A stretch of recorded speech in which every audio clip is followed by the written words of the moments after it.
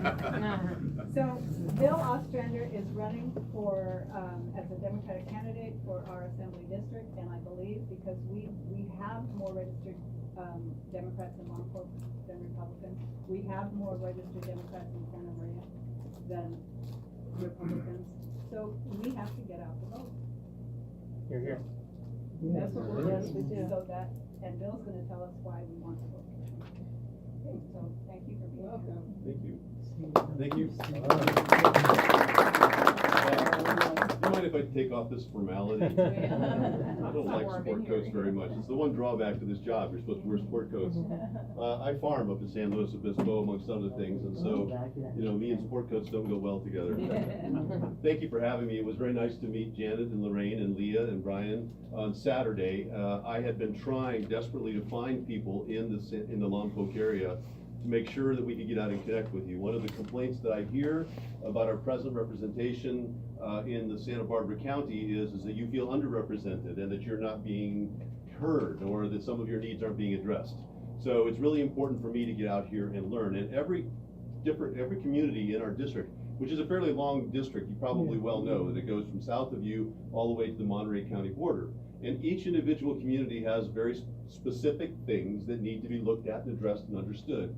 So tonight, I'll try to give you some brief overview about myself, but really what I want to do is to hear you tell me how your representative could better the conditions of living, how you could have better governance here in the area of Lompoc at the state level.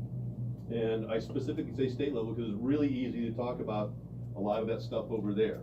And it is true that a strong state government is the best defense that we have from some of these aggressive federal policies. That's very true. So we can't discount or dismiss all of that, but we really want to look at, you know, things that we can do going forward. It's very important. I think I heard earlier, you know, what are we going to do with this year?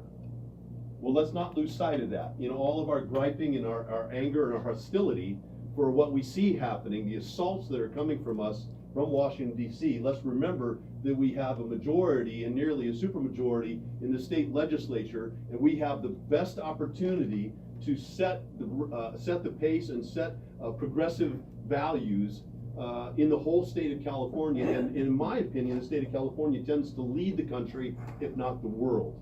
So we're in a unique position. We're in a unique position to really move the ball forward. And so let me just tell you a little bit about myself, and I'm very grateful to have the support of your club, from your delegates. Presently, what I do right now, I have a long history in campaign finance reform, money in politics. And many of you think that money in politics is ruining our legislative outcomes. I don't think anybody would disagree with that. The evidence is very, very clear.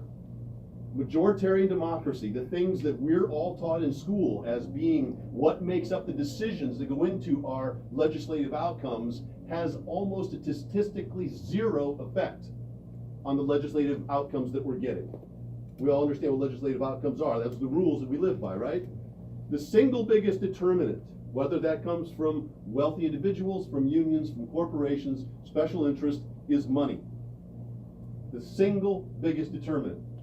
So in my estimation, my particular point of view, we have to look at the fact that money in politics is the biggest impediment to getting community solutions to our governance. Now, that doesn't mean that we can solely and entirely focus on money in politics. We can't. Because the reality is that there's an awful lot of people who still believe that the money in politics is a good thing. Not necessarily in the rank and file. The polls all show us that conservatives actually rank in one poll higher than progressives do when it comes to believing that money is having a deleterious effect on our outcomes. So we know we have a commonality with the people from the other side. The challenge comes from the fact that those people who have actually got themselves in office recognize that that money is what keeps them there. So one of the things that I do is I actually advise our congressman on election reform issues.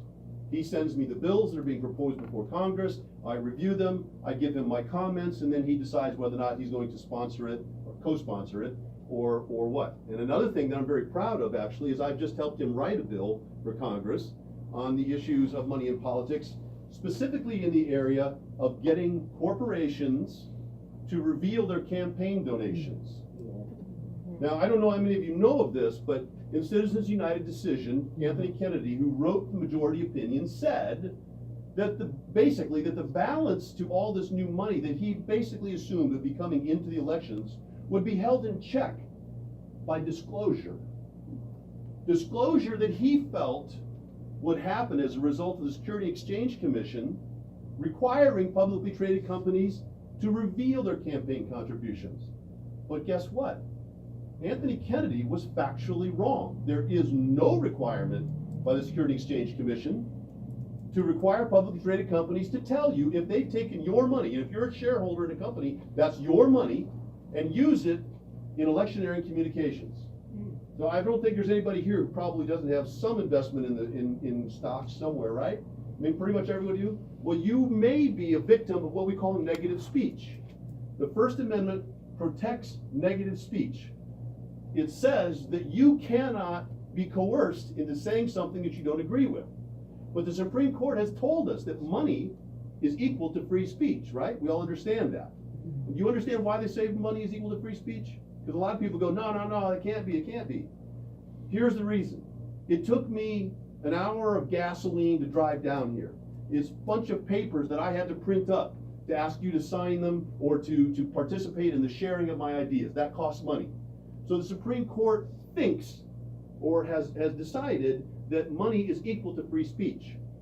But if you're using your money as a shareholder of the Acme Widget Corporation to help pass legislation to kick puppies or whatever, you are an unwitting volunteer in the process of passing legislation that you may disagree with. Now, a couple of years ago, 2015, the Security Exchange Commission proposed a law change, a rule change, that said that publicly traded companies would be required to express who they've given money to, right? That got 1.2 million hits on the internet. How many of you have ever voted for or made comments on a rule change for the Security and Exchange Commission? I bet I'm the only one, right? Oh, she has two. Yay, Janet. 1.2 million people responded to that rule change. Guess what happened next? They ignored it. It disappeared. Just like everything. It disappeared. It vanished from the site. And then, miraculously, it came up again as a rider in a must-pass spending bill that President Obama had to sign in 2015 that said Congress forbids the Security Exchange Commission from requiring publicly traded companies to reveal their campaign contributions. Now, is that criminal or what? Yes. Yeah. Right? So I've written a piece of legislation with Mr. Carvajal's assistance requiring the Security Exchange Commission to create a rule specifically requiring publicly traded companies to reveal their campaign contributions. Is it gonna come up for a vote? Highly unlikely. Yeah. Because it has to go into committee, and then whoever the committee chairman is will decide whether or not that's something they want to put forward.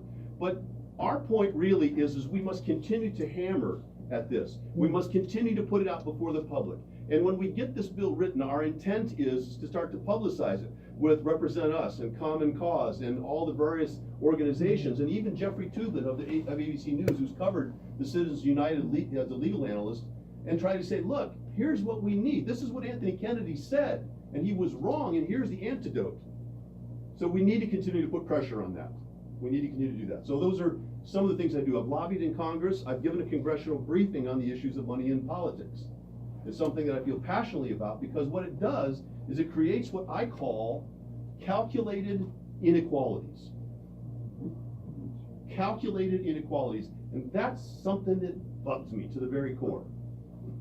So I have written legislation for the city of San Luis Obispo for a publicly funded, what we call a democracy voucher program. If any of you know what's going on in Seattle right now, right?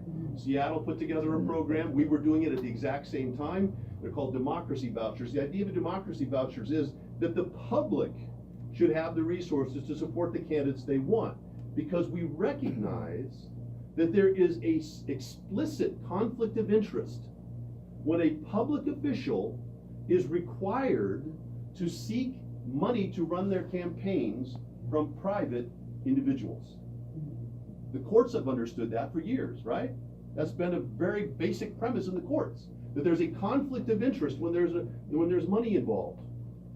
But somehow our legislators who write the rules that our judges are supposed to uphold are immune from that same legal concept.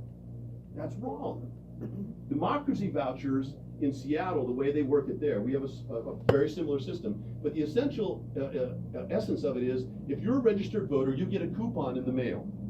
That coupon is, say in Seattle's worth $100, in San Luis Obispo it's worth $20. You are allowed then, as a voter, to use your coupon to support the candidate or candidates that you would like. That enables the candidates to stop spending so much of their time explicitly and expressly on the wealthiest among us. How many of you can guess what the average number of people is that participate in campaign contributions? Would anybody have a guess what the country, how many people participate as a percentage in campaign contributions? 10%, quite right. No, 10% of the populace has ever, maybe even only once, only 10% of the population has ever given that. But in 2014, 0.00, I think it was 4%, gave 60% of all the money that went into federal elections.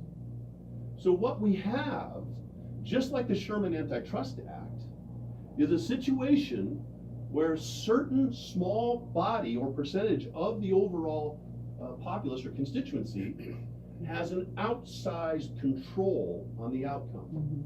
We understand that with the Sherman Antitrust Act. We understand that with monopolies.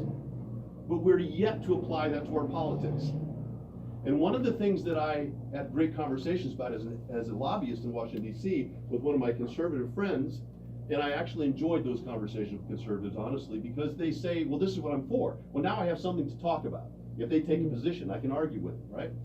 I said, well, how many of you know that the Major League Baseball, all the professional sports leagues are run by Congress? Do any of you know that? It's kind of like the Public Utilities Commission. We decide as a community to give somebody a specific franchise, if you will. Public Utilities Commissions, you have one utility provider, right? In these professional sports, we have one body, because we can't have 40 different teams in a city, right? Because that's how they looked at it. So for that right, Congress says we get the overview. So remember when they had all those issues about steroids in baseball and why Congress was taking that up? It was because they're actually in charge of Major League Baseball. Now, one of the things that Congress saw that was important and agreed to was that Major League Baseball, or just like Major League National Basketball Association, if certain cities, like New York City, which has a huge television audience, it has a huge media presence, what does that mean? They get more money, right? They have deeper pockets. What happens when you have deeper pockets? You can buy the best players in the country, right? There's no more competition. Congress could see that that was important in our sports leagues, but they don't think that that's important to them, right? Anyway, I've gone on about this a little bit more than I probably needed to, but I want you to understand this is a passion of mine. And it is, in my estimation, at the root of most of the legislative faux pas that I feel that our government makes. And it occurs even in our progressive party. It's not just the other side. We all have that influence, and don't necessarily blame them, because if your job is at stake and somebody says, hey, I'm going to give a big contribution to help you stay in office, it is tempting for people because they have house payment, they have car payments, they want to eat, they want to stay in the job, and they justify it by saying, yeah, but okay, I don't necessarily agree with Acme Chemical Company, but if I do this, it'll allow me to stay in office and I can take care of the children with the medical program. That's what we get into, these uncomfortable places. So my desire is that someday is that we take the private money out of our election process. Every other part of our election process is publicly funded, except for a person getting their campaign contributions. And that's where we go wrong. Yes? I didn't quite understand when you talk about the coupons. What money is backing the coupon? Where is that? It depends. In our particular case, it was just out of the general fund. But in Arizona, in Connecticut, In other places, Seattle, they sometimes apply a sin tax, or they apply a property tax, or they apply something to fund those programs. There are programs that are being proposed for the entire country. There's a bill called the Government by the People Act by John Sarbanes out of Maryland that hopes to establish a 3-state publicly funded election program. And there's a new amendment that Mr. Carbajal just recently sent me to the Constitution that's asking for publicly funded elections. So I want to get back to the state stuff because I don't want you to feel like that I'm only just talking about federal level policy here. But it's a policy that needs to happen both at the federal level, the state level, the county level, and the city level. At all levels of government, we should be providing our candidates with the options to have publicly funded money. Because guess one of the other important reasons is that minorities and women have a harder time getting into politics. Because white men tend to have more ease at getting campaign contributions. So it's important just for equality. It's important that we take out the incentive for somebody to vote in certain directions because of their living depends on it. Another thing that's really important to me is I'm a farmer. And I have a lot of experience with what we call regenerative farming. Most of you may not recognize that. Let's call it sustainable farming for your benefit. But we recognize right now that in the 3 banks that we have for carbon in the world, we have the atmosphere, which we know has over 404 or 405 parts per million now. We have the oceans, which we know have become too acidic. The 3rd bank is the soil, and guess what? The soil is depleted of carbon. We have about 40% of the carbon we had before the Industrial Revolution. Now we can look at all kinds of solutions to the production of fossil fuels and the burning of fossil fuels for our vehicles, for our factories, for our production of our economy. But at the end of the day, even if we were to stop and put all of that onto electric tomorrow, we would still have too much legacy carbon and the earth would still warm. We have an option. Nature developed this thing called photosynthesis.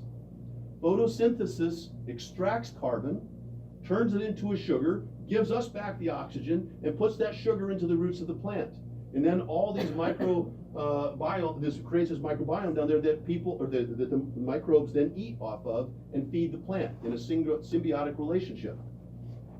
That carbon is being released through some of our farming methods, quite a few of our farming methods that have to do with constant tillage of the soil and releasing carbon and leaving the soil bare.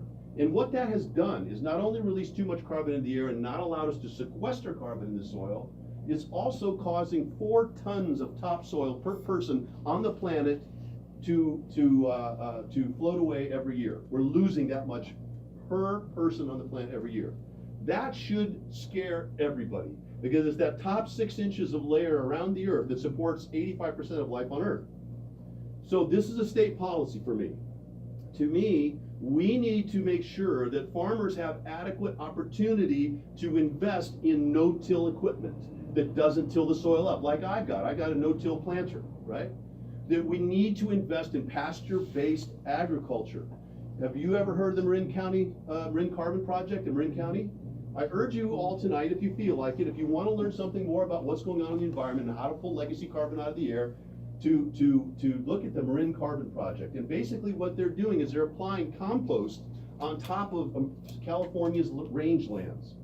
And they have studied this and figured out that if we were to apply 1/4 of an inch of compost across 5% of California's rangelands, it'd be the equivalent of removing the pollution of 8 million cars in 1 year. Really? Yes. Not only that, but it actually increases the amount of carbon those soils will take in years after that. It doesn't just do it in 1 year. It continues to accelerate. Because what most people will never think about, and I didn't either years ago either, was that all that life that's going on in the soil, there is between 1 and 7 billion organisms within 1 tablespoon of healthy soil. We don't even identify 85% of those microbiomes. But this microbiology is incredibly important to plant production and sequestering carbon. So we need to help our farmers transition from conventional agriculture, get off of the chemical fertilizers, get off of some of the chemical pesticides that are destroying our land. But we need to help farmers do that because you know what? Sometimes it's a 3 to 5 year transition. And if, once again, because we all want to survive, it's our basic instinct, if your farm is in jeopardy, because you want to go through this transition process. And the way you've been farming for the last 70 years, since Norman Borlaug came up with the Green Revolution just after World War II, you've been banking on this system year after year after year. We need to provide these farmers with a security that they can make this transition. We need to give them some help in processing that.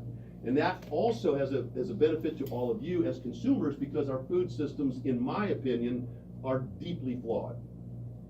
A carrot today does not have the same nutritional density that it did in the 1960s, and that is a direct result of over-farming our soils and of not replenishing biodegradable material into the soil. So that's another important thing to me. One of the other things that I do is I actually have two nonprofits. One of them is called the Citizens Congress Education Foundation. The other one is the Citizens Congress.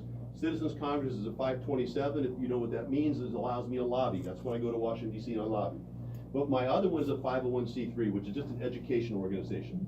And that 501c3, what we believe is that in order for us to make progress, we need to make sure that the young people coming into our communities, that they understand that they can become empathic neighbors, that they can become invested in our communities like all of you are that come out like this on a Monday night and try to, make a difference in the world and change things and make them better. So what we do is we get nonprofits together and we take them to a high school, and then we have a nonprofit fair day, and we have kids come out and interview with those nonprofits so that they can start to see what the community needs are. And those needs usually touch those students because they select things that they're familiar with. Maybe it's dogs, or maybe it's autism, or maybe it's something along those lines, or caring for the elderly, because they relate to that. Once they do that, we have connected them compassionately with their communities. And these types of people tend to be more engaged citizens throughout their lives. So it's a really important thing that I think that we're trying to do there. So I believe that community service should be implemented as a requirement in high schools. Santa Barbara High School does this. Santa Barbara High School has a requirement of 60 hours. The class of 2016 completed on average 186 hours. Three times their requirement. And let's put this into real numbers. In San Luis Obispo County, I don't know the numbers here in Santa Barbara County, I apologize, but in San Luis Obispo County, we have 10,000 public high school students. If each of those students was required to do 60 hours of community service before they graduate, we encourage them to do 15 hours a year. So take 1 year out of that, that's 15 times 10,000, that's 150,000 hours going into community service in your neighborhoods. That is the equivalent value, according to the state of California, of what they value volunteer time, of $3 million. At the same time, we get young people to connect with your neighbors and to see the needs. Instead of these sort of electronic silos that many of our students are engaged in, and many of us too, just our adults, we sometimes get stuck in our silos and we don't recognize that our neighbor over here who is, who's elderly and needs somebody like Mr. Munoz to come over and help, that maybe they could come over and help there too. Maybe they could provide something for that neighbor. So I believe in community service, and I also believe that we need to reinvest in agriculture. According to our mission statement, California mission statement from the 1960s, we have a commitment to low cost or no cost education that we have ignored. And we started ignoring that principally during the recession in the late 70s and early 80s, because education tends to be the one discretionary item in the budget. So usually when that happens, we start cutting back and think, well, people want to go to college, they need to invest themselves, they need to put all the time forward. But studies, forget the ethic of that for the moment. Let's just dryly look at statistics. If we dryly look at statistics, we know that when a community invests $1 into public education, post-secondary education, by the way, whether I call it tertiary education, but most people don't understand what that means. It means somebody who's in vocational education or somebody that wants to be in a profession, right? For every $1 that we put into post-secondary education, in the state of Maine, their studies showed that it brought $7.46 back to the economy. And in the state of Virginia, it said it brought $13 back. That's a 1,200% return on investment. How do you get that anywhere in society? The only other place you can get that is investing in politics, and they get 22,000%, but that's another story.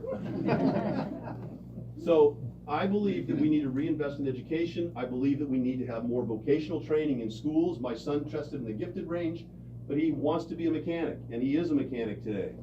We need to make sure that our young men and women have opportunities, not just to have this mindset that I must go to high school, I must go to college and study the STEM subjects. That's important, it absolutely is, but not everybody's cut from the same cloth, right?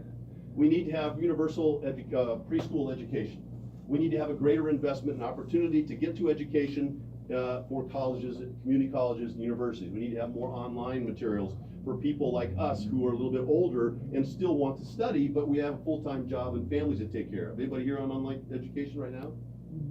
Yeah, some of it, well, my girlfriend actually is, she's getting her doctorate in psychology right now. She's been online, doing her online education for nearly 10 years. But she's been raising children with that and holding down a job. It's really important that we look to the future in these kind of cases. So those are kind of four quick overview things that, it's not quick, things that I'm doing. But I felt you needed to know something about me, and I would like to share more if you'd like, but I'd also like to hear what's going on with Lompoc. Got a quick question. Yes, sir. Going back to your example of sequestering carbon. Yeah. And spreading the compost. That can't be done while they're planting? When they're planting? Yeah. Well, there's a variety of ways that you can spread compost. The challenge right now is that farmers can't get enough compost. But how many of you realize that 40% of all the food in America is wasted, is thrown away? 40%. Up in San Luis Obispo, we have a truck that takes all of our green waste and hauls it down to Santa Barbara. Now, if we were able to, in my idea for our state is that we create composting opportunities for individual communities. If that composting material was made available to our local farmers, we'd have the ability to apply that compost. So we need to be thinking in terms of recycling. You're standing up, so am I done? No, Oh. I'm just going to, if you have a question, raise your hand, I'll call on you. Yes. Brenda? I have two questions. The first one is quick, is how pervasive is Monsanto in California? They just had a big kerfuffle with Arkansas in terms of agriculture. I couldn't give you I couldn't quantify that, but I will tell you that one of the things that is happening all across the Midwest, I'm from the Midwest originally, I come from a farm family, is that we have seen in the last year that 80,000 soybean acres are no longer receptive to Roundup. Right. That weeds are growing anyway. So you're seeing a lot of farmers in the Midwest starting to go, wait a second, I'm paying $400+ a bag for GMO corn. I'm getting less money for it, and it's not really being effective. There's a lot of guys and gals that are going back to non-GMO type of crops. And my second question is, some people like me, I do not contribute nationally to any organization, including the Democrats. I don't care what guise they come in, but I do give locally. And I prefer to do that. I have limited funds. But the thing is, once anybody gets into power anywhere, I don't care what organization, what business, what it is once you're in charge, you kind of take it over, or one kind of takes it over. And you forget that. Power corrupts. Well, actually, Absolute yes. power corrupts That's true, but I feel that very strongly. Yeah. Rob? I have one statement and one question. Whenever you Before have. you do, can I ask you one second? Yes. I'm gonna ask you guys for a favor. I've got a book here that has sign-up sheets in here. And one of the things that I really need is more introduction to people on both sides of the fence down here in the Lompoc area. If you wouldn't mind, you can choose not to, but if you wouldn't mind signing this, that would be a big help to me. And there's a little thing on there that says, that you might be willing to do these types of things. Can I pass that around? You can. Sure. I would love it for your help for this, but I want to make sure I do that before everybody goes away. Yes, I'm sorry. Okay, my first statement is, when we live in a time that it costs $600,000 to become a county supervisor, something's out of whack. Yes. Okay. Question: What are your thoughts on the high-speed rail in California? Troubling issue. So let's look at, from my point of view, and I need to learn more about it, but from my point of view, that is forward-thinking means of mass transportation. It reduces our carbon footprint. It has all kinds of good value. One of the problems with the high-speed rail is that when the bond measure was passed, they didn't have a source of financing. not only did they not have a source of financing, they forbid any public assistance in continuing the train to operate. It has to operate on its own funds. So right now, when the bond was passed in 2008, during the Schwarzenegger administration, I believe that they passed a $9 million bond. They got a $3 billion bond, or a $3 billion infusion from the federal government, which is now in jeopardy. And they estimated that the cost of the project was gonna be, I believe, $40 million, and now it's at $65 billion. And they're not expecting it to be done until 2024, just one part of it. And I think that's the part maybe that gets all the way down to Los Angeles. And they're talking about, by the time you get down to San Diego, we're talking about 2029. Now, I have a long history in construction, and I can tell you that that number at 65 billion is not gonna end there. So it's very problematic because it's something I think that we did. I do not believe it was set up right. Now we're partway across the river. What do we do? What do you think? I agree. I think I just got back from Japan. The high-speed rail is a wonderful way to go. It just doesn't make sense in what we're trying to do here now. I just don't think we can afford that. I think you're Maybe right. we can partner with the Hyperloop. It's, Oh, yeah, yes. it's a very uncomfortable decision to make, honestly. Because what do you do with the billions of dollars that have already been spent and the track that's been done? They're still building it right now. Yeah. Yes, sir. Oh, sorry. Okay. Okay, first of all, I'm a delegate, so I did vote for you. Thank you. I did it online. Appreciate that. And, I've got 3 questions here. As a farmer, Yes. I think you're very familiar with this question. This area, North County, is basically agriculture. Yes. What's your position on, undocumented farm workers, you know, as far as wages, or health, or benefits, and housing? All right? My second question is, Governor Brown is recommending an online college. Well, I'm on the board of trustees for the local community college, and that's detrimental to community colleges. Most community colleges have online programs, so this will knock that out. It'll be a duplication of what's already happening. So I'm really not in favor of online college. I'd like to know your opinion of that. And also, you talked about writing legislation. When you were elected, will you write some legislation to change our state constitution that allows for slavery in the state of California? If you get convicted of a crime and you go to prison, you know, you can be a slave. So since you know how to write legislation, would you sponsor some kind of legislation to amend our state constitution? I'll be happy to learn. Okay, let's see. I'm going to work backwards. Okay. I am a big proponent, advocate for money bail reform. That's not the exact legislation you're talking about, so I need you to talk to me more about specifically what you would like to do with that. I imagine we're going to be on the same page there, but I don't know exactly what you're referring to be honest with you. But I do believe in having reform on our money bail system. Are you familiar with the money bail system? We know probably right now that 60% of people incarcerated in California are there because they can't afford to pay bail. And we know that, you know, in many cases, what happens in the money bail system is that people who are accused of a crime have to pay an extraordinary amount of money, usually based on the charges that are first levied on a crime. Now, if any of you have the unfortunate experience of being involved with the legal system, oftentimes what's done is the district attorney will bludgeon you with 10 things that are just, you know, huge, horrific, you know, crimes against humanity, only to settle later for a misdemeanor. But the amount of money that they set for your bail was based on all of these charges, and what you end up having is paying 10% of sometimes $100,000 or $10,000 to see that your case is actually dismissed or sent down to a misdemeanor charge. Meanwhile, we're taking people away from their jobs, away from their families, away from education. They're losing homes, they're losing apartments, they're not parenting their kids. And black men tend to pay 35% more than white men do accused of the same crime. So we need to reform our money bail system. And the second question having to do with immigration and farming, one of the challenges that this country has is that we want it both ways.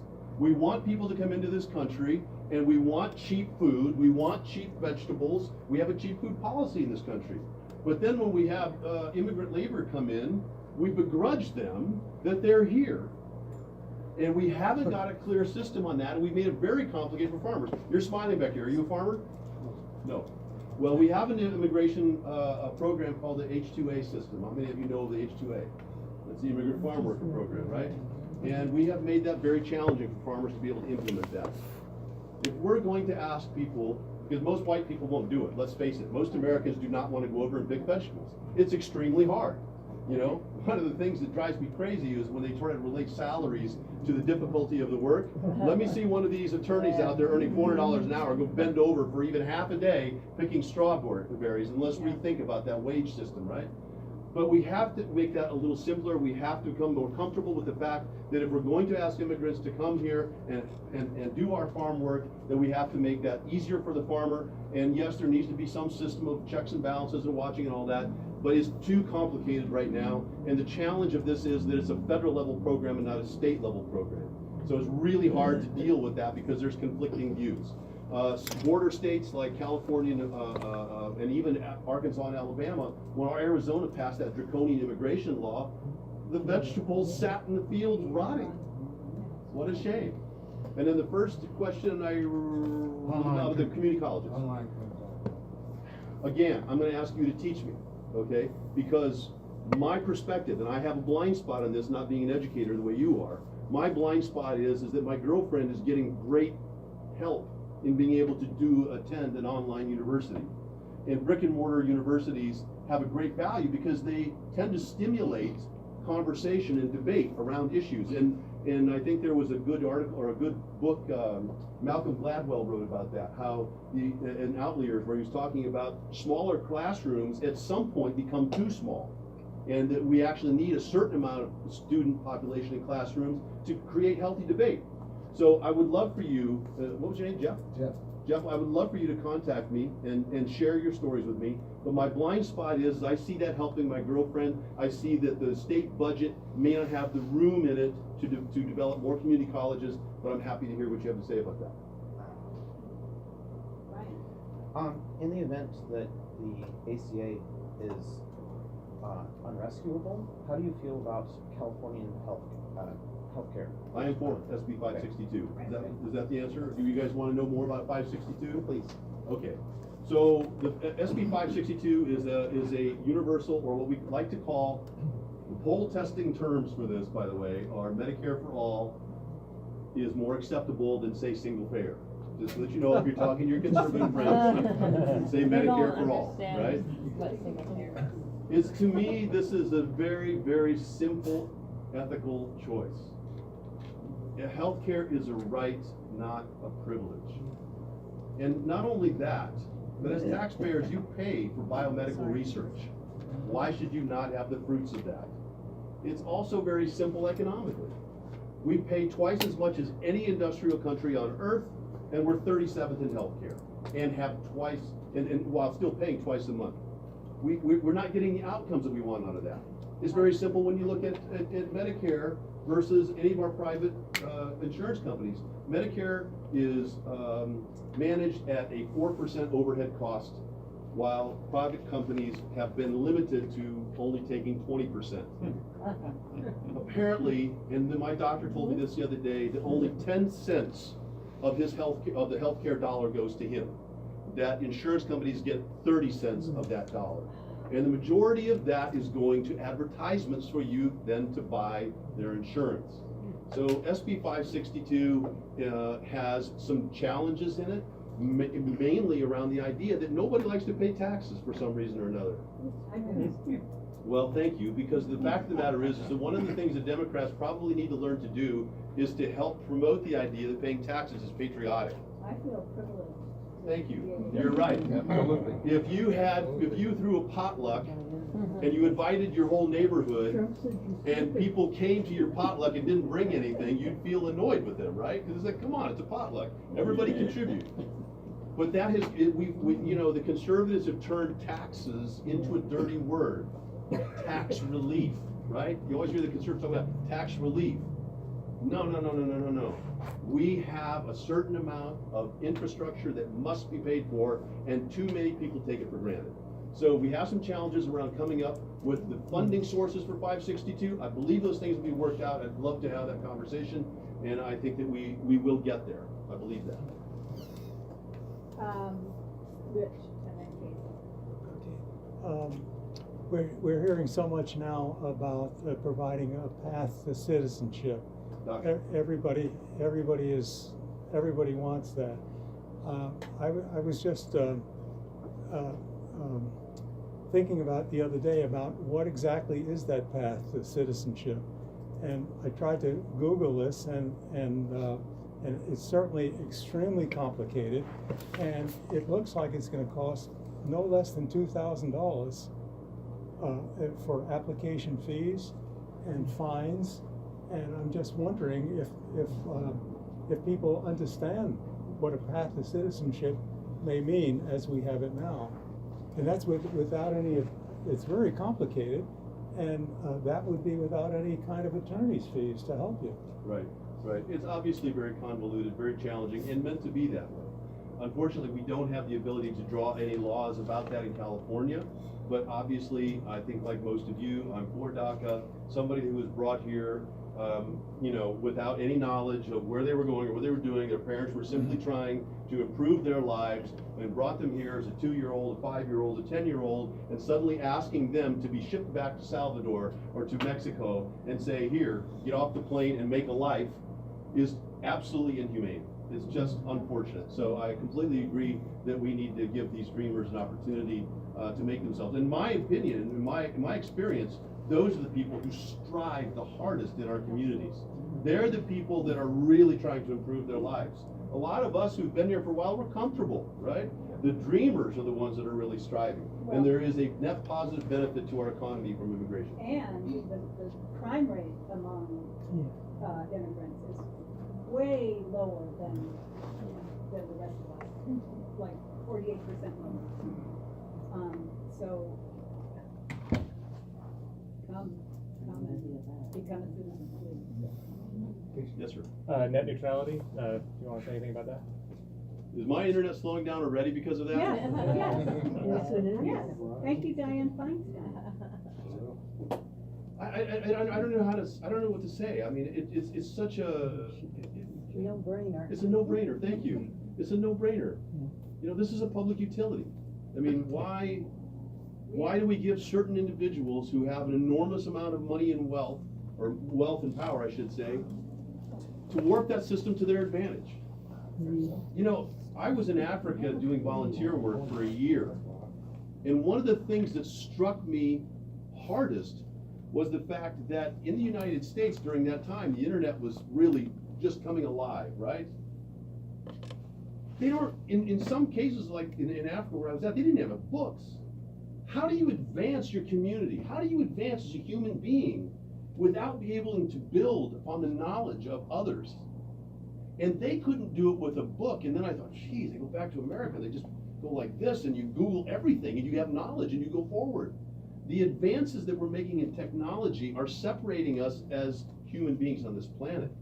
Net neutrality just severs the top cream even more, and that's wrong. That's absolutely wrong. It dawns on me, like, you know, you want to have competition theoretically in order to make, you know, like, people strive to, you know, improve themselves, but then the money takes all that away because, you know, they're just going to funnel it towards the people that are making the laws anyways. And so the idea of, you know, like insurance companies and, you know, and like Comcast and all these, you know, it's like, how do you see like the government sort of taking that over? Like, where do you see all the, you know, how that being dealt with?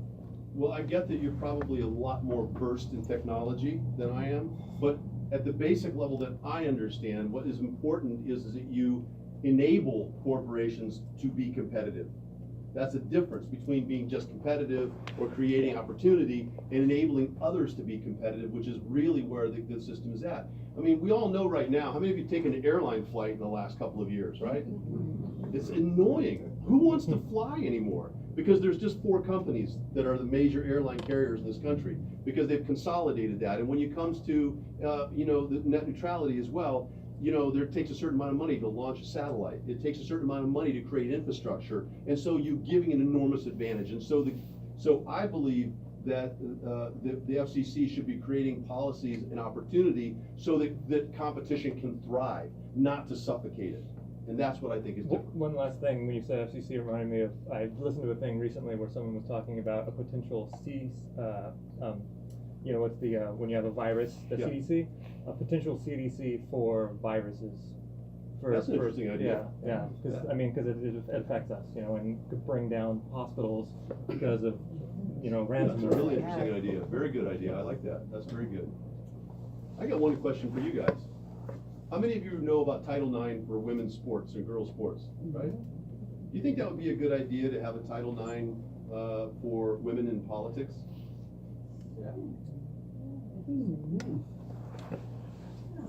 Shame it would be needed. True. There are so many women run this kind of election, I don't know if you're gonna need it. This I hope you're right. election, Hundreds what of about them. I hope you're right, but here's the distinction that I sense. Men tend to be combative about their ideas. Women tend to collaborate about ideas. Right. And oftentimes, I find that some of the brightest people that I know of the female persuasion, they don't wanna be part of that. They don't wanna be part of the mudslinging and all that. I tend to wonder if one of the things that we need to do, and I'm just questioning you, I don't know, is creating an environment to allow or to encourage more women and minorities, for that matter, to get into politics, because we need more collaboration in our politics rather than combativeness. That sounds great, Yes. but Joni Ernst, Marsha Blackburn, oh God, the list goes on of, and this is just being really partisan, but when we say, oh, women should run, that means that Republican women are gonna run too, and might win, and like I said, there are a lot of really close, Michelle Bachmann, we really want more Michelle Bachmans around, she's a strong woman, so I just think that's. As long as we're able to, as long as we're able to talk to them. It's a great idea, but I Teach men to be just- more collaborative. Yeah, that's good. Education's doing that. Biologically, that's challenging, but yes. There's some other ones there. I've already asked one quick. Well, I've already asked you, but I wanna ask you, so what can we do to help you? What do you need Thank you for right that now? question. Thank you. Well, you know, I'll tell you, before you showed up, I said, oh, this isn't another guy that just threw his name in there just to get his name on the ballot. I didn't know anything about you. Yeah. But I tell you what, I've been convinced tonight, you know what Thank you're you. talking about, and you've got a passion for it. Thank you. I was asked 3 times to run for this office and turned it down 3 times. And I'll tell you the reason that I did was because I ran for Congress, maybe some of you remember, in 2016 against Mr. Carbajal and the slate of other candidates. My sole purpose for running at that time was to make sure that they talked about campaign finance reform and agriculture's role in climate change and education and those kinds of things, which I was not hearing any of them talk about. So I got into the race specifically for that. I was terribly underfunded. I spent $70,000 and got 12,000 votes. I was the cheapest vote per person of anybody into the primary. But nobody knew me, and I had no help. And one of the things that I also combat in the election process is the cronyism that goes on. Cronyism is terrible, and I don't want to get into that because I'll say things I shouldn't. But when I was doing that, I felt it was a Sisyphus mission of pushing the rock up the hill on muddy soil, raining, with wind in my face. But this time, after they came back to me the 3rd time, there was a group of people that came back to me and said, will you do this? And I said, what are you going to help me with? And they said, this is what we'll do. It is still a Sisyphus mission of pushing a rock up a hill, but with the wind at my back for a change, and it's a sunny day. So I said, there's very few times in my life where the planets align, and I'm going to take that up and do it. I do not get paid for this. Probably most people don't think about this, but it's a year of my life that I'm doing for free, right? And at the other end of this, I could lose. I'm not going to, but I could lose. So it's an enormous investment. So what you could do for me, I don't know many of you here in Lompoc. I need house parties. I need meet and greets. I need you to be willing to go out and talk to your neighbors and say, here's somebody who we think we could support, who would bring representation to our state, and think along the lines that we do, that seem to be very, no-brainers in terms of a lot of our legislation. And that's what I need more than anything. So if you could do that, that would be great. And one of the sick things about money in politics is the reason that I didn't file any of my campaign contributions prior to December 31st is because the state party and because other individuals Look at your filings with the FPPC, the Fair Political Practices Commission, to see how much money you raised. That's where they decide whether or not they're gonna support you. Isn't that sick? Yeah. How much money did I raise, right? I mean, how many of you believe Justin Farid is a viable candidate? This is a 29-year-old young man from he's a trust fund baby. Yes. So he's running for the third time because his family has enormous amounts of wealth. 69% of his money in the last election came from out of the area. And he's running again. Yes. And the reason he's running again this time, because he has the money, and this time the Republican Party said, well, wow, you raised money really well, we're gonna support you this time. And last time in the election, I went to John Pashong, who is a bundler. I don't know if you guys know what bundlers are. Bundlers are people that take money from all different places and put it together and then direct it for the parties, right? He's a bundler. He's also the chair of the County Board of Supervisors in San Luis Obispo. And I like John as a human being. I went up and talked to him, you know, and I don't agree with him on anything in terms of policy, but I like him as a person, right? And so I can have conversations with him, and I like to hear what he has to say. So I said, John, please tell me how this, at that time, 27-year-old young man with no life experience is able to step up and get the endorsement of John McCain. And I want to remind you, the McCain-Feingold bill was written by John McCain. And he told me because his mother wrote a big fat check to John McCain's campaign, and that's how he got the endorsement. What's wrong with our politics, people? Money. So if you can help me, I would be grateful. Please sign up. I'm recognizing myself now. Janet? Yes, Janet. When you brought up Farid, it made me think about a situation we have here in town where we have a Justin Farid supporter who owns property right next to a school. And he posts a huge Justin Farid campaign sign, I mean as big as this wall over here, on the fence that faces the school. And I don't think that should be legal, because it is school property. Brainwashing. It would make the parents of the students I taught and a lot of other parents think, well, the school must be saying, this is a good candidate, they want us to vote for him. I just think it's absolutely wrong. Every community has their own set of rules on signage and posting and so forth. I cannot go out and put yard signs up in my area yet, because the law doesn't allow for that. And a lot of you have probably seen signs along the freeways that are posted to trucks or wagons, right? It's they're getting around the laws that they can't add posters up there. So I can't speak to whether or not that's legal or not, but I do want to caution you about one thing, and also it's partially relevant to what you were saying. In about 1800, our second president, John Adams, passed a thing called the Aliens and Seditions Act. How many of you remember anything about that from your high school, right? This was a nascent democracy. Nobody thought the American experiment would work. Everybody felt that people running their own government was soon to fail. And he was in office, and the editors of newspapers and those who were the contrarians were saying terrible things and making things up about them. They were saying all kinds of lies. So they passed the Aliens and Seditions Act out of fear that the democracy would fall, that the grand American experiment would fail. And they put people in jail. That was wrong. They overturned it. John Adams did not win a second presidency because freedom of speech is at the very heart of what we're about.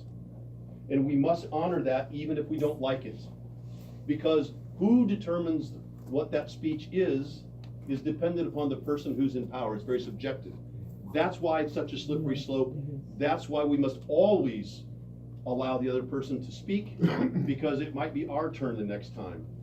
So it's a very important question that you're asking, but it's probably relevant to the city laws Yeah, here. I need to talk to the Yes. city about it. Yeah, hold on. Morel. Yes, okay, the incumbent, Jordan Cunningham, sends Yes. out a slick mailer every several months that comes out of his office. Yeah, And come to my that's- address. yeah, we all get it. I Yes. mean, we are his Yes, and we all constituents. make things. Okay, can you give me maybe three issues that Jordan Cunningham, that you would have voted differently? I mean, what has he done in his not quite 2 years, in Sacramento? And if people are asking me, well, I see that he does this, that, and, you know, makes a nice appearance and family and all that other stuff, I mean, what has he done? And has he done any damage to, you know, possibly, my area by his votes? Me as a woman, or me as just a person that lives in Lompoc? Yes, So, give me some reasons why What I'm Jordan going to Cunningham do- should not go back to Sacramento. what I'm going to do for you as a club, if you will, is I will contact Janet or Lorraine, one of the two of you, whoever, Leah, whoever I have that email connection with, and I'm going to send you a link to a scorecard that talks about his legislative choices, great. okay? And you can look at that and make your own decisions, because maybe some of those issues you'd agree with him on, so maybe some of them you don't. I'll tell you, the first one that I saw that came up that bothered me a great deal, and don't forget, he's in the minority party, so he's doing nothing. He's warming a seat, essentially, and voting along the Republican line. And he'll even admit that. And I don't know how many of you know this, but guess how many bills are submitted to to Congress in California every 2 years, which is the session of Congress? A lot. Did you guess? Anybody guess? Say like 17 or 200. 4,500. Okay? So oftentimes, one of the most important things that you're getting, or that you probably wouldn't like, is that every bill that comes down that he doesn't have a personal investment or doesn't know about, he looks to see what the Republican Party is voting for and pulls that lever. Okay, so that happens on lots of votes. But the one vote that came up for me that says a lot was youth offenders serving a life sentence in prison. A bill came up to allow them to have access to parole after 25 years, and obviously with a clean record. And he said no. Now, I don't know about you guys. I believe in victim rights. I believe that we would need to have to serve a crime. But I made mistakes when I was a teenager, and I don't think we should be throwing away the key.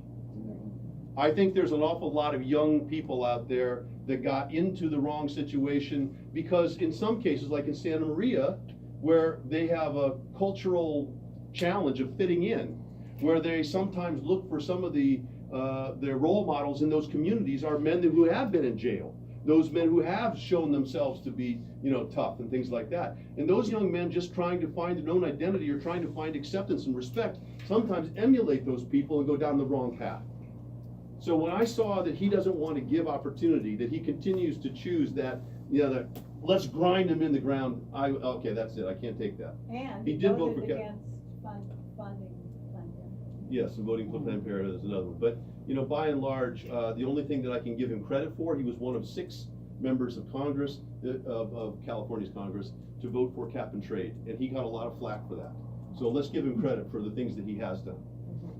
To kind of continue on what you're saying though, Yeah. about that is there's a documentary, Michael Moore, Like Him or Love Him, Hate Him or whatever. Yeah. He had a thing, he was talking about like the maximum penalty for someone committing murder was like 21 years in Norway or something Yeah. like that. And Yeah. you go and you see their maximum security Yeah. facilities and it's like better than a lot of people's homes here. Right. You know, they have a recording studio and all that stuff. Right. Talking about sort of where Jeff is going, you know, it's like, Yeah. and it's good. I think, you know, you give these people a chance to rehabilitate, but it's really important that, you know, we're basically turning them into slaves, right? And we're making it so we don't want them to come back out because they're going to become repeat offenders, so we force them back in. So being humane and letting them out, but also while they're in there, rehabilitating and doing things that are, you know, not mean, because I think the United States right now is very mean, period. Right, nativism, right.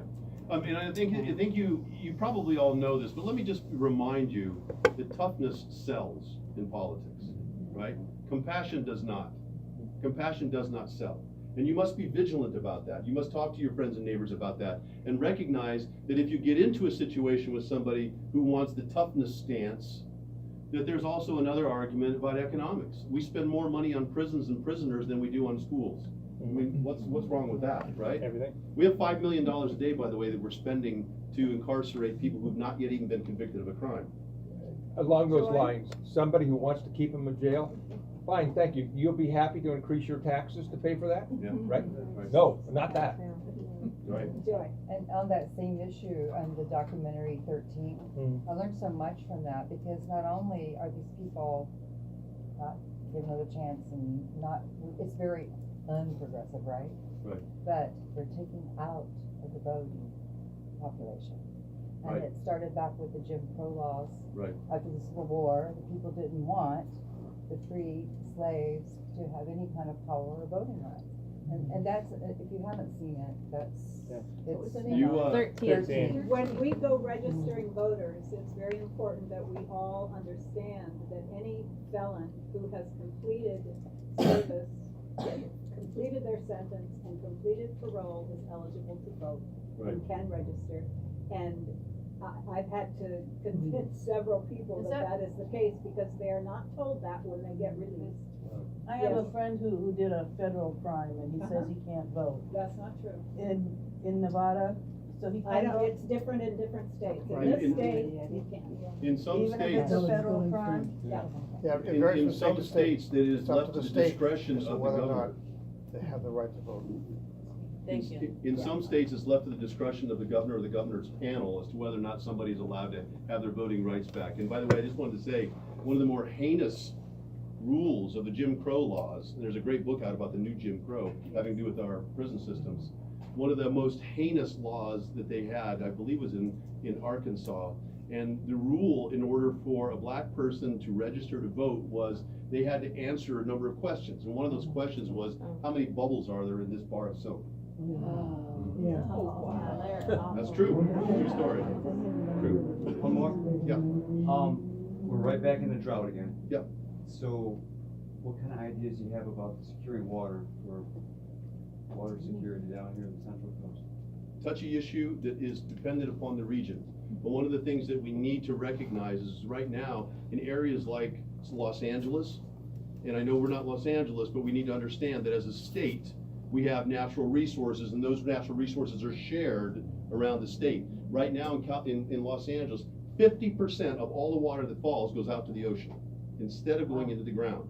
We need to improve things like in our building laws, incorporating more environmentally sensitive legislation so that we do things like adding pervious concrete to our roads. You ever heard of pervious concrete, Yeah, right? that's one Doing of things like pervious concrete, creating spills or places for a collection of water, and allowing the water to get back into our soils. Because right now, I think in 2015 actually, 60% of all the water that California used came from underground. Now what happens when we take all kinds of water from underground is we tend to see sinkholes. And in some places out in the valley, they're recording as much as 1 inch of fall per month during the major parts of the drought, right? But when those sinkholes occur, when those water aquifers collapse, water can't push them back up again. So we are losing some of our natural storage that we've had forever, since the world began, right? So we need to do more about collecting, and one of the things that has to do in agriculture, this is also goes back to my no-till stuff, right? In no-till, if you leave the soil alone with a healthy sod to it, that soil will absorb 6 to 8 times as much water per hour as a plowed field. Now, most of us farmers think the other way. We think, oh, we've turned it over, so it's a big sponge, right?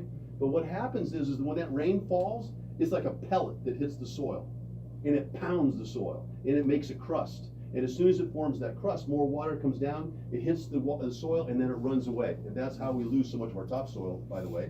And it runs away to the creeks and streams, and eventually makes its way out to into the ocean.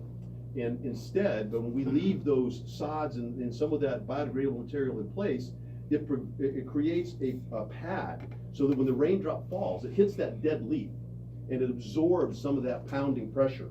And then the root systems that are there allow that water to get down inside of it. And the wormholes and the insect holes and things like that allow that water to travel down back into the aquifers. So changing our way of farming has huge impacts on our food system, on our water storage, and on our carbon, which is something that we need to be collecting more of. Great. All right. Thank you. Did you? I was gonna say, it sounds like the things you're saying about the farming need to get to, what's his face with Inconvenient Truth. Because the second movie that he just put out addressed everything that has happened since then, and the global warming affecting disease, the spread of disease and so forth, and lots of other things. But it sounds like the farming issue needs to be in Mr. Gore's next one. You're absolutely right, and how many of you believe that we're having 80-degree weather at the end of January with no rain? Well, Oh I my don't know, God. I heard that the ice is hugely, The ice cap. hugely bigger than it was before.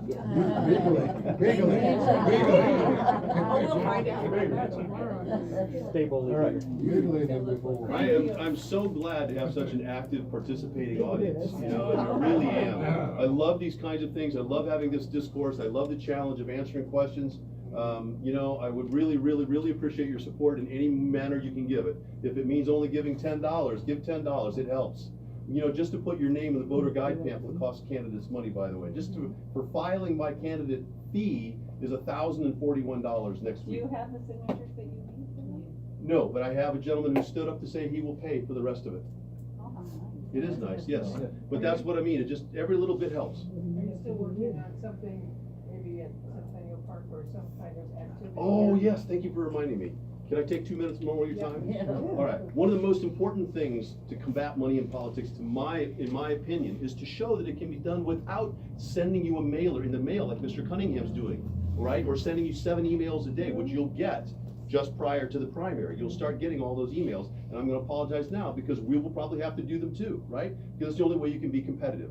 But one of the things that I believe that we should do is be performing a series of Lincoln-Douglas style debates. How many of you know the Lincoln-Douglas debates from 1858? Powerful stuff. Probably some of the most powerful and important discourse in our American politics that we ever had.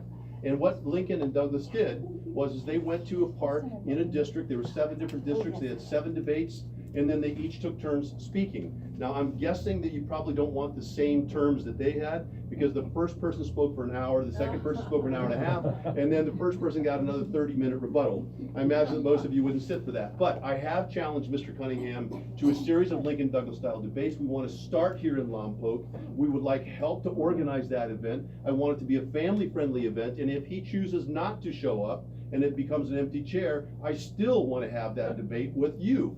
To have that chance to discuss what our issues are on a soapbox in the middle of a park, hopefully with some food, and hopefully with some music, and we make it a family affair so that it's not such an uncomfortable thing for young people to come up into one day. I told Bill that I grew up in a town where one of the original Lincoln-Douglas debates was held, and I attended the 150th anniversary of it, and yeah, sounds like a great idea. Yeah, so help me do that too, would you please? Could you help me put that together?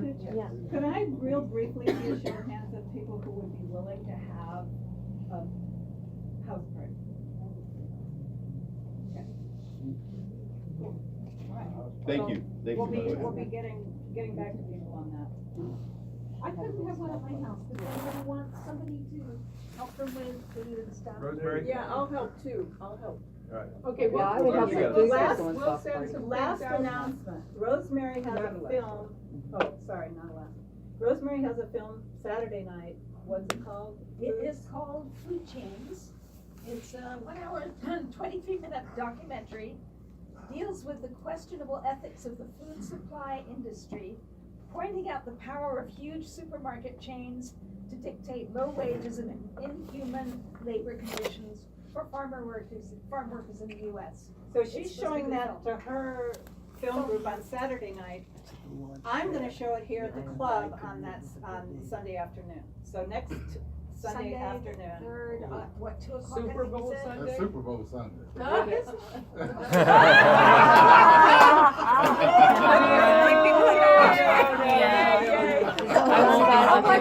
You wanna watch grown men?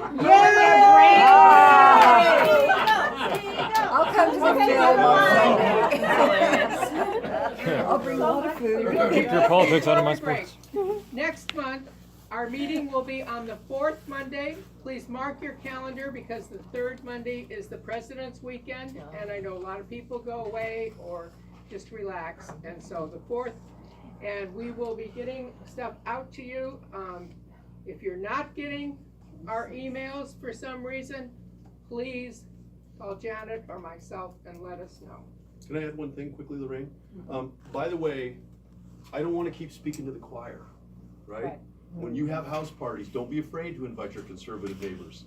I don't mind taking them on. I love that actually, right? So make sure that when you open your Rolodex is that you take a big sweep, a wide sweep. And the other thing I would ask you is if you are part of a club, an organization, or something where you can offer an opportunity for an endorsement, I'd be happy to fill out your questionnaire, be happy to talk to you about your specific issue, but endorsements actually help too. They just help to show that there's momentum. Are you coming to the San Paulo County? I have. Yes, I talked to all the delegates already. That came to, that voted Yeah. on Saturday. But yes, I continue to talk to them. Is that the same as the Central Committee endorsement? Yes, Maybe? Okay. yes, but I do continue to talk to organizations. This is time for a commercial. Yes. Your dues are due. That's right. $10 gets you on board for another year. Can't beat that. Thank you, Treasurer. Okay. Thank you for coming out tonight. Thank you so much for giving us this time. Probably some wine still left. Help yourself, and otherwise we'll see you soon. Thank you, everyone. Thank you, everyone. Thank you, everyone. Thank you, everyone. Thank you, everyone. Thank you, everyone. Thank you, everyone. Thank you, everyone. Thank you, everyone.